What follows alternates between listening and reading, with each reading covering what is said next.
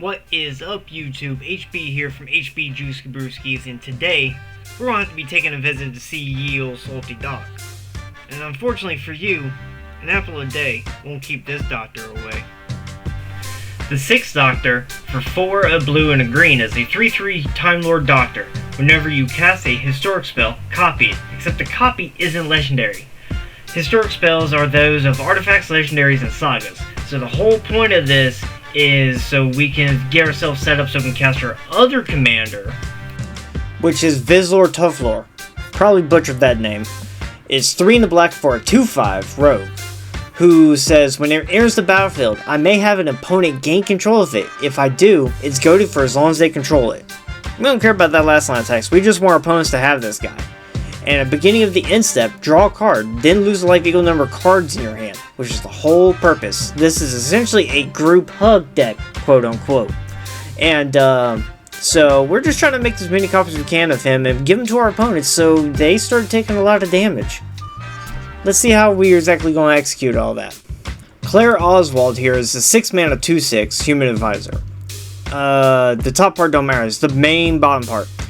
If a triggered ability of a doctor you control triggers, this ability triggers an additional time. I.e., whenever we cast an historic spell, copy it. Well, that's a triggered ability, so we're going to get 2 copies of those each time. Adrix and Nev Twincasters is 2 green and blue for a 2/2 human or merfolk wizard. Sorry about that. It has ward 2, so it's going to be harder to get rid of. If one or more tokens would be created under my control, twice that many tokens created instead. And here's the thing about copies when you copy them on the stack, if they're permanents, they're tokens. So if I make 1 token when the spell resolves, that means I get 2. So every time I would cast the commander, I would immediately get, if Clara is also not on the battlefield, get 3 copies. So right off the bat, that immediately gives 1 for each of my opponents. Claire's on the battlefield, and a few extra more, and that's if I already don't have any other effects that either copy spells or double up on triggers, which we'll get to here shortly. For example, one of the ways we have to copy triggers here, as long as it's not our commander, is the Peregrine Dynamo. For 3 mana, it's a 1/5 with haste. Pay 1, copy target activated or triggered ability from among other legendary sources that are not a commander. I may choose new targets for the copy. And guess what? There's also a whole bunch of legendaries in the deck because I want to copy a lot of them for our other game plan, because it's always good to have backup. Errant Street Artist is a 1 mana for blue, 0/3 flash defender haste. Pay 1 in the blue, tap it. Copy target spell you control that wasn't cast. You may choose new targets for the copy. So the way this ends up working out is whenever you cast a spell, if you have some way to copy said spell, you're now casting a copy of the spell, but you didn't actually cast it. So you can copy the spells that you're casting that are copies of the original cast, if that makes any sense. I can just show later, but essentially, you're casting one thing, you make a copy. She says, oh hey, pay 2 more mana, you can make another copy. Which is the whole purpose of the deck.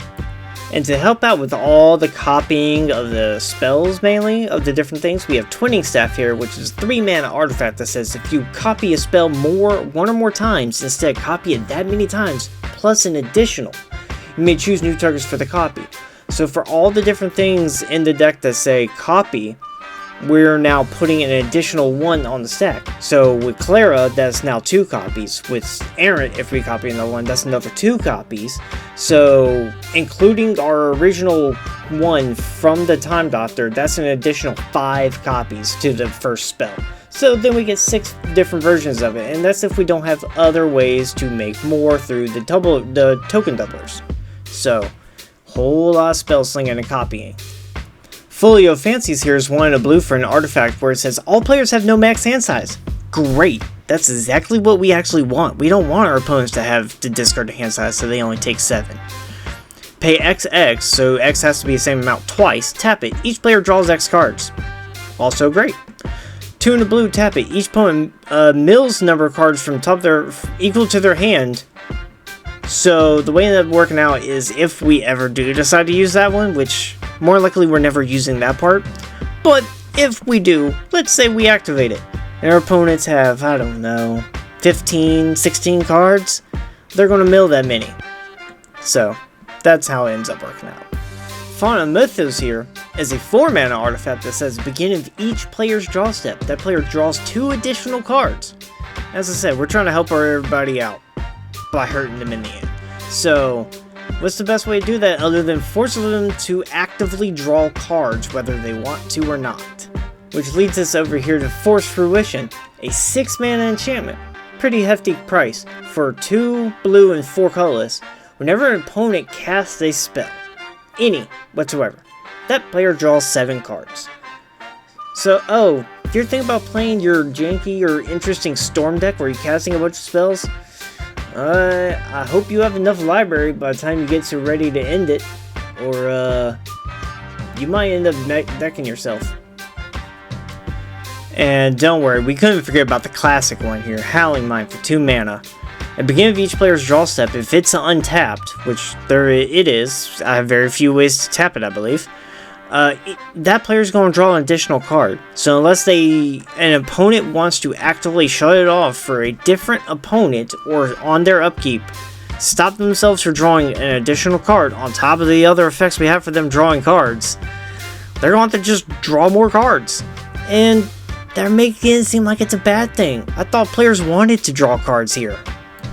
Don't worry, we're still not done here. Rites of Flourishing, 2 and a green, is an enchantment that says at the beginning of each player's draw step, they draw an additional card. Because, I really want you guys to draw cards. Don't you like drawing cards?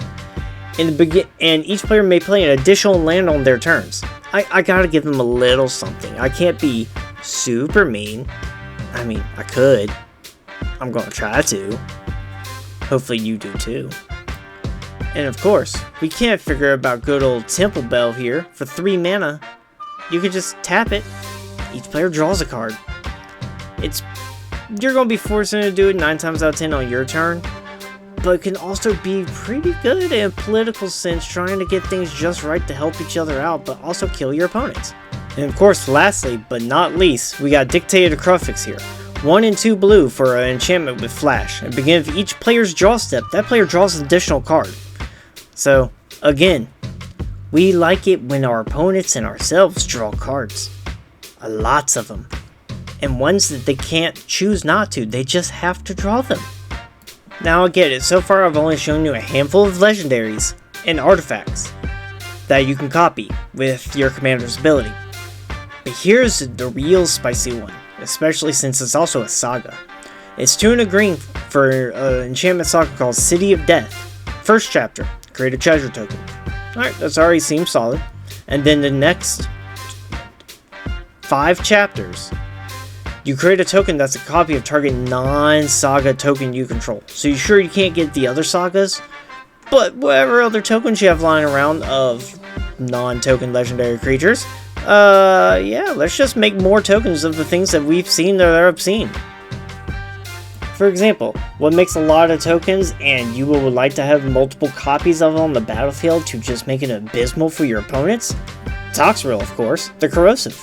It's 5 and 2 black for a Slug Horror 7/7. At the beginning of each instep, put a slime counter on each creature you don't control. And creatures you don't control, get -1/-1 for each slime counter on them. And whenever a creature you don't control with a slime counter on it dies, make a 1/1 slug creature token. And you can pay a blue and a black, sacrifice a slug and draw a card. So, you could also make more slugs if you so desire because you want to draw more cards. Or, the really spicy one, is you make token copies that are of Toxrill that aren't the legendary version because your commander copied them. So now instead of having 2, 3, 4 Toxrills, you could have, I don't know, as many as you want, as many as the table can handle, and just anytime a creature comes to play, it's just going to die immediately until they've board wiped. So, have fun out there, my sluggy horror friends. Oh, you thought we were done being mean? No, we're not. Talion here, the kindly lord, though, is 2 with a black and a blue for a 3/4 flying fairy noble. As it enters the battlefield, choose a number between 1 and 10. Whenever an opponent casts a spell with mana value, power, or toughness equal to the chosen number, that player loses 2 life and you draw a card. So, when you get 1 in play, you immediately choose a number. But let's say you got 3 or 4 of these in play. Just about anything a player casts will cause them to lose 2 life and for you to draw a card. So no matter what, you're getting your value back tenfold. Next up on this pain train is Coma, Cosmos Serpent. For 3, 2 green and 2 blue, a 6/6 serpent that can't be countered. It begins with each upkeep. Keep in turn that one. Create a 3/3 blue serpent creature token named Coma's Coil. Now, you may sacrifice another serpent. Choose one. Tap target permanent. Its activated abilities can't be activated. Or, Coma gains Indestructible till end of turn. So you can definitely use either of the abilities, that's fine. But you're mainly here to just have fun with the fact that you have a really big Slinky Snake and multiple of them, because you're going to copy the crap out of this one. And then each upkeep you're getting that many coils as well. And that's if you already don't have one of your token doublers out. So much fun. Another saga we have called Genesis of the Daleks. 4 and 2 black. It has 4 chapters. The first one. Create a 3/3 Dalek artifact creature token with menace for each lore counter on Genesis. Second chapter. Same thing. Third chapter is the same one. Fourth chapter though. Target opponent faces a villainous choice. Destroy all Dalek creatures and each of your opponents lose life equal to the number of Daleks that died this turn, or destroy all non-Dalek creatures. So this one's really bad for your opponents, because if you get to copy this one with your commander and other effects to copy the spells, each of them start on one chapter and immediately you get that many Daleks, and then the following turn you double it up, and then you double it up. And that, again, that's if you don't have token doublers, because there is still the few in the deck. And then the 4th chapter comes. So they either have to decide to kill all the Daleks that you just created because you have an obscene amount, and potentially just die on the effect, or kill everything else, and then the Daleks will kill them. It's win-win for you. Oh, you thought we were only doing things at sorcery speed. I feel sorry. 2, a blue and a black for Urtai Resurrected. Is a 3/2 Phyrexian human wizard with flash. When it enters the battlefield, choose up to 1. Counter target spell, activated ability, or triggered ability. Its controller draws a card. Or, destroy another target creature or planeswalker. Its controller draws a card. So, doing this on someone else's turn, you can either counter their spell, ability, or triggered ability. And that's if you don't have your commander out to get multiple different things to get real spicy. Or, destroy another target creature or planeswalker. Its controller draws a card. Here's the real spice. If there's nothing else going on and no one's being threatening, you cast this on someone else's turn. You'll make all the different copies. The first copy will handle something else, and all the other copies will just kill the other one that you made, and you get to draw all those cards. Fun, right? Don't worry, we also love the cats over here. Esika's Chariot is 3 and a green for a 4/4 vehicle. When it enters, create 2 green or 2/2 green cat creature tokens. Try to say that 5 times fast. Whenever it attacks, create a token that's a copy of target token you control, and it has crew 4. So technically it could already crew itself with the 2 cats that you just created from it. But the main thing is, whenever it attacks and you get to create a token that's a copy of one of the tokens you already have, who says they're going to be the 2/2 cats you just created? It could be any of the Daleks, really, the Comas, the Toxrils, or as you'll soon see, any of the spicy planeswalkers that are not legendary in the deck due to your commander. Like, for example, Tavizat, Doom of Fools over here, is 4 and a black for full loyalty planeswalker, where you can +2 to loyalty to create 2/0/1 black thrall tokens. Or you can +1, and you may sacrifice another creature or planeswalker. If you do, draw 2 cards. Then draw another card if the sacrifice permanent was a commander. And -10. Gain control of all commanders. Put all commanders from the command zone onto the battlefield under your control.